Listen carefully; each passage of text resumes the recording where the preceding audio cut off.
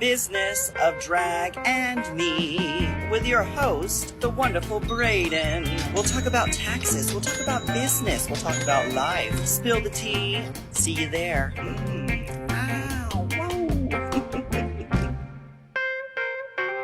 Hello, friend, and welcome back to the Business of Drag podcast and YouTube show where I, your host, Braden, am here as usual to break down the legal, tax, and finance topics. Now, hopefully you've been following along. I'm doing I want to say 9-part intro series, but that keeps changing. I think in the introduction, I said this was a 12-part series, but as I've been recording the videos, I've been condensing some subjects, eliminating some. You get the picture. So it will be however many it ends up being. But if you missed the welcome and the first part, make sure you go back and watch these sequentially because they build on one another. So that is fairly important. The goal in this series is to give you essentially like a core curriculum. So like a core curriculum of content that you can go through to understand like how small businesses, freelancers should operate here in the US. Some of these things are things that you have to do, while others are just things that you should do, best practices, so to speak. But either way, it's going to be really helpful when I mention in my interviews with other queens, entertainers, individuals, when I reference, things like LLCs, bank accounts, bookkeeping, you'll have some background knowledge on these. And also it's going to help you set them up yourself, which is great. You should know by now that we are going through the framework in my book, Unfuck Your Biz. We've covered essentially the first 9 chapters of content so far. So if we're looking at it from that perspective, we're a little over halfway. And today we're going to go through what's in chapter 10, which is the small business blueprint. Before I get to that, I want to highlight where we've come in the framework so far. So in my book, I teach what I call the Unfuck Your Biz Framework. It's a 5-part framework for you to put the finances back together with legal and tax strategies. I had to read my own subtitle there. Almost forgot what it was. So the goal is we go through part 1, which is all about learning and understanding our general tax systems and business liability. As part of that process, you really learn how quarterly estimated taxes work, how much you should be saving, and how that's all based on your household take-home income, all that good stuff. So we cover that in the first few videos. And then in the last video, we went through back taxes. So if you have back tax issues with the IRS, it's important that you don't delay getting on that any longer. You need to get it together, my friend. Okay, I know it's not very fun, but I have a lot of resources to help you. So go watch that video, drop some comments if you have questions, okay? Now we're building on that with our business blueprint. So what the business blueprint is, it's all of the steps you would take if you're gonna legally form a business, right? Here with like drag entertainers, I know there's kind of this, there's this gap, right? So some of you may not think of yourselves as business owners. Some of you may not even think of yourselves as freelancers, but I'm going to argue that if you are listening to a show called Business of Drag, you're kind of beyond just dabbling in drag, right? Like you're actually trying to make some money. And if you're trying to make some money, then in the eyes of the IRS, you have a business, right? If you have a profit motive, you have a business and you're going to owe business related taxes. So with that in mind, really you're doing yourself a disservice not treating yourself like a business, because you're going to make things more complicated. Things are going to be a mess during tax season. You're not going to be maximizing your deductions, all this good stuff. Okay. So we're going to start with the assumption that you do have a business. Now, what does a business need to do? These are kind of the requirements, and we're going to go through them. So the business blueprint is made up of 14 steps in the following order. I have a fun graphic for you, of course, so we'll pop that up on the screen. And I'm going to read through these quickly, and then we'll go through them one-on-one. Or one by one. Yeah. So get a registered agent, choose your business name, and check on availability. Determine what type of entity you want and file articles with your state. Obtain an employment identification number. File for a seller's permit. Get a fictitious business name license. Obtain a business license or tax certificate. Draft operating agreement, draft meeting minutes, file statement of information, pay annual franchise tax, file S-Corp election, open bank accounts, and set up payroll.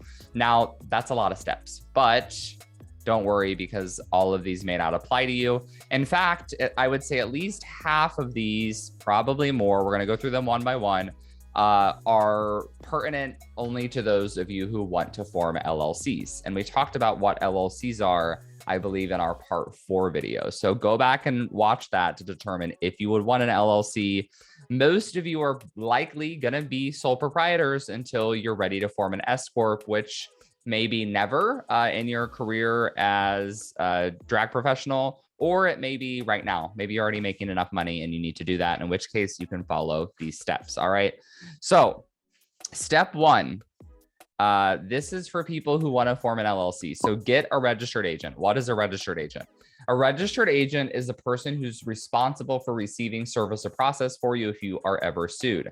You've probably or maybe seen in movies where someone says you've been served. They hand someone with like a stack of papers or an envelope. They say you've been served. Those are the legal papers that let someone know that they have been formally sued, because as a legal requirement in the United States, if someone sues you, you have to be physically delivered notice of that lawsuit, so that we can guarantee that you've been notified, you're aware of the fact that you've been sued, and so that you have time to respond to that lawsuit. So that's called service of process. Your registered agent is the person on paper who's responsible for receiving that service of process. Typically, that would be you, but you could make it not you. If you travel, like if you're traveling all the time, you'd probably want to hire someone else to do it. And there are companies that specialize in this. They charge about $50 a year. So if you're going to form an LLC, you need to have a registered agent first. If you're going to be your own registered agent, you don't really need to do anything here. If you want to hire someone, you would just Google like California corporate registered agent and sign up. Pretty easy. So next, again, step 2 and 3 are both for LLCs as well. If you want to form an LLC, you need to check to see if your LLC name is available. So for example, my LLC name is just Braden Drake LLC. So if I wanted to form that as in the state of California, I would Google like California LLC search, and then I would search Braden Drake LLC. If the name's not taken, then I know that it's available. Note though that having an LLC name does not entitle you to any trademark protection. That's a whole different process for which you would need an intellectual property attorney. And if you ever would like to trademark something, feel free to message me on any of the social platforms and I can give you a referral to a fabulous trademark lawyer. So once you've checked your name availability, again, if you would like to form an LLC, you can file your articles of organization with the state. And that sounds very sophisticated and very complicated, but it's not. It's just an online application in the vast majority of states where you go to your Secretary of State website. You find the area where you can file your LLC. It's going to ask you a series of questions. What's your LLC name? Who is the registered agent? What's your mailing address? Social security number of the owner, those types of things. You fill it all out, you file it, and typically within a week, you have your LLC. Pretty simple. Next, you're going to obtain an employment identification number. So this is called an EIN. It's like a social security number for your business. That's all it is. You do it through the IRS website. It is free. Do not pay any online websites to do an EIN for you. It is super unnecessary. You're essentially just giving them money in order to answer questions to them, for them to then relay that information to the IRS, when you could just go to the IRS directly and answer the questions on their website and have your EIN instantaneously. All right. So get your EIN. This is something that you have to do if you want to form an LLC, but that you should do if you're going to be a sole proprietor. And the reason why I say should do is because I'm going to recommend that everyone have a business bank account. We will talk a lot about that. And in order to get a business bank account, you need to have an EIN. Okay. So get an EIN, step number 4. Step 5, file for a seller's permit. A seller's permit is required in most states if you have sales subject to sales tax. So if you live in California and sell physical products in California, you need a seller's permit. Now, this is something I should start asking in my interviews with all the queens who come on the podcast. If they have a seller's permit, I would probably edit the question out if they tell me no, or I'd keep it in if they're like comfortable. But my guess would be most people are not getting seller's permits. Okay. Unless you have like an actual company like Trixie or Kimchi Cosmetics, like an actual cosmetics company, or like you do music and you sell physical albums and records, like something like that. But I doubt most people are getting a seller's permit for the merch that they're selling through their website. And I'm not going to say that that's like okay, but I will say that that could and would probably fly under the radar for a really long time. All right. Also, I should note, if you're selling on these websites, if you have like a Shopify website or I'm trying to think like Redbubble, I know some people do their merch through there.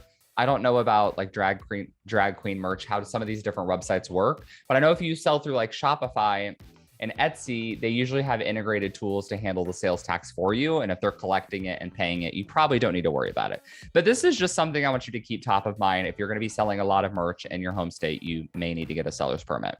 Next is a fictitious business name license. So this one is actually interesting for drag professionals in particular, because most often your drag name is not going to be your legal name. So if you're operating under, I'm just going to use the last person I interviewed for the podcast. So I think that was 𝗖𝗎. So I interviewed 𝗖𝗎𝗓𝗏 recently. 𝗖𝗎𝗓𝗏 is not 𝗖𝗎's legal given name.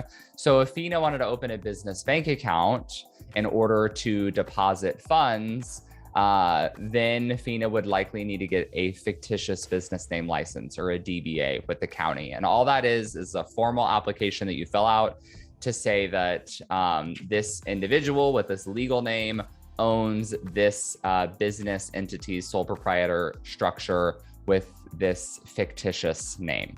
All right. Because otherwise, this is the easiest way I can put it. If I wrote 𝗖𝗎 a check and said, hey, I want you to come perform, I got this thing, whatever.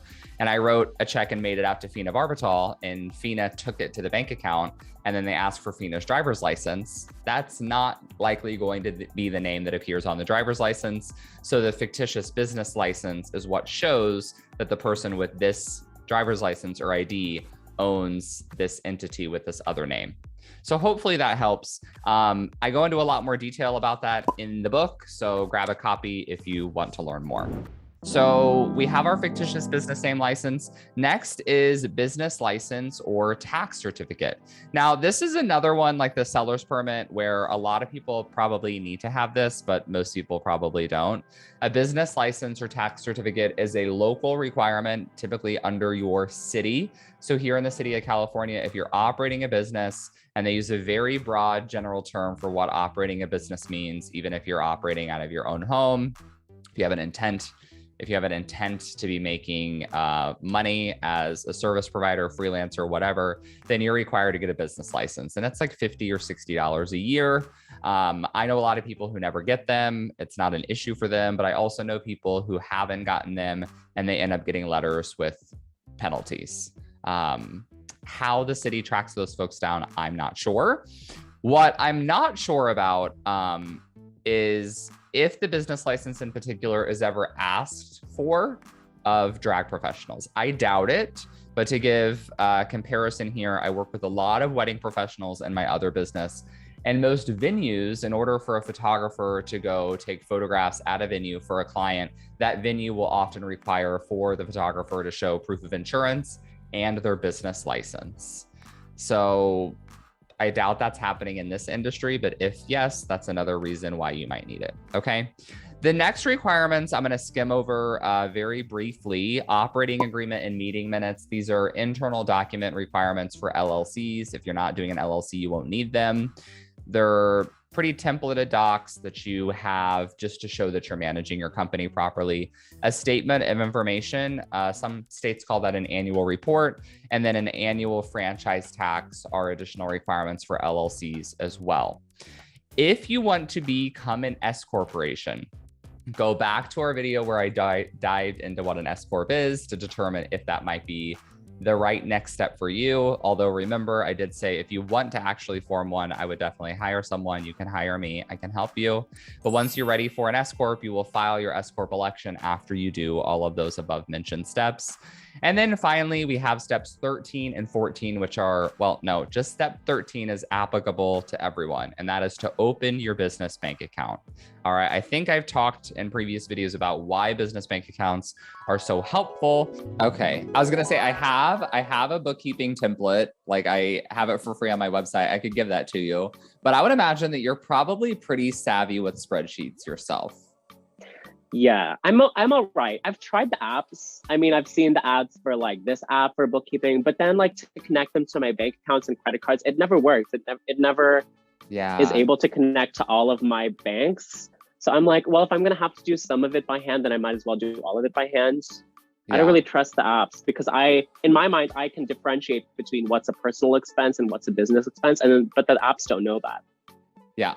Okay, but so that's what we got to change though. You need to open a business bank account. I should. Well, I have a personal bank account, but I have 2 credit cards. Should I make one of them just a business credit card?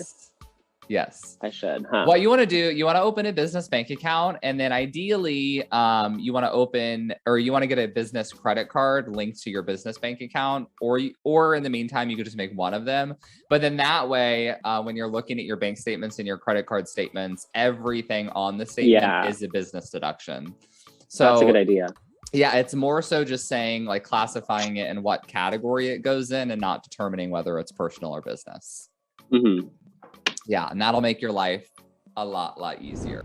I know I talk a lot about that on TikTok, so you can go follow me there to hear me rant about business bank accounts. And then finally, step 14 is only going to apply to those of you that have an S corporation, and that is to set up payroll. So if we want to do a quick review, and I just want to pull out the things that are only going to be relevant if you're a sole proprietor, meaning you're not going to form an LLC, an S Corp, a C Corp, any of those things. It would be get your EIN, look into a seller's permit, look into a business license, and then open your bank account. That's it. And most likely, I know that you're probably only going to do step 1 and step 4. You know, most likely. That's probably what you're going to do. Another note I have, you can see it maybe in the book if it will zoom in. It says, stop paying for bullshit. This is a podcast that I've recorded on my other podcast. It's a very popular one. And I think one of my previous clients / students, Karen, who's the owner of Golden Coast Marketing, said it really well when she told me the online filing services, you can probably think of these companies. I get ads for them on my YouTube, the companies that will like do your LLC for you. She said online filing services are kind of like car mechanics. If you're not an expert yourself, how do you know what you actually need? Do you need 7 repairs and add-ons? Are the wheels going to fall off without this one repair? Or does it serve to give me an extra 0.1 second off my 0 to 60 time, in which case I don't need it? So you get the picture. When you go online to file your business with these various companies, they're going to sell you a bunch of shit that you don't need, and they might skip over steps that you do need, and they typically do not advise you or give you updates when you need to file extra licenses. So I've worked with a lot of people who form businesses that end up getting dissolved for non-compliance. They're paying $300 a year for registered agent services, where they could get the same level of service for $50 a year. You get the picture. So my word of advice is just don't use them. Most of these steps, particularly if you're going the sole proprietor route, are things that you can do totally on your own. Even the LLC, most of the steps are pretty simple, but some of those contractual documents, I do recommend paying for those, in which case you can always talk to me because I sell all these resources on my website at a pretty reasonable rate. So that is all I have for this video. I'm just skimming through the chapter of the book to make sure that I briefly covered everything. I think I did. Yes, I did. So that was great. So that's all for our small business blueprint. In our next video in this intro series, we're going to be covering cash flow. So this is where stuff I think starts to get more interesting, or at least it's where you all will probably say, oh, this I need, this I definitely need. Up until now, it's things that like I'm telling you that you need, that I'm hoping, it's advice that I'm hoping that you will heed. And from here on out, it's things that like I probably am not going to need to convince you on. Hopefully that makes sense. So That episode will be out in 2 weeks. If you haven't noticed already, these intro episodes are coming out on an every other week basis. I'm alternating them with guest interviews. So stay tuned for part 7 in 2 weeks. And I hopefully will see you next week for my next interview. Hi everyone, it's me, 𝗪𝗂𝗧𝗛 from the cast of season 12 of RuPaul's Drag Race. Do you need help doing your taxes? Of course you do. You're stupid, but you're pretty. You might be a drag queen and you can do dips and splits and all of that other stuff. You can grab $1, $2, but are you paying Uncle Sam? If you don't know how, you need help, and that's why you need Business of Drag. That's right, you need Business of Drag. Taxes are a drag. Tune in for help from a pro. All right, all you drag performers out there, taxes are stressful. We all know tax season. Taxes are stressful, stress causes wrinkles, and filler is not deductible. Hire us for help. You need it. You really, really do. Hey everyone at home. Oh, there goes my titty. That is not deductible. Okay. Hey everybody, it's me, 𝗪𝗂𝗧𝗛 from the cast season. Hey everybody, it's me, 𝗪𝗂𝗧𝗛 from the cast season 12 of RuPaul's Drag Race, and I'm here to tell you that if you're stupid and pretty just like me, you might need help on your taxes, because taxes are a drag. But you need to tune in for help. Oh, motherfucker! God damn it, I got this wrong. Okay, one more time. Sorry. Hi everyone, it's me, 𝗪𝗂𝗧𝗛 from the cast season 12 of RuPaul's Drag Race. You guys, if you're like me, you're beautiful, absolutely gorgeous, stunning. People run down the street just to get a look at you. But you're also insanely stupid and not good at doing things like math or handling your money. That's why Business of Drag is here. Taxes are a drag. Tune in for help from a pro. Might I add, taxes are stressful. Stress causes wrinkles and filler is not deductible. No deductee. Hire us for help. You need it. Business of Drag! Pay your taxes. Pay your taxes. Pay your taxes. Or Uncle Sam will do a split on your throat, metaphorically speaking. Do your taxes.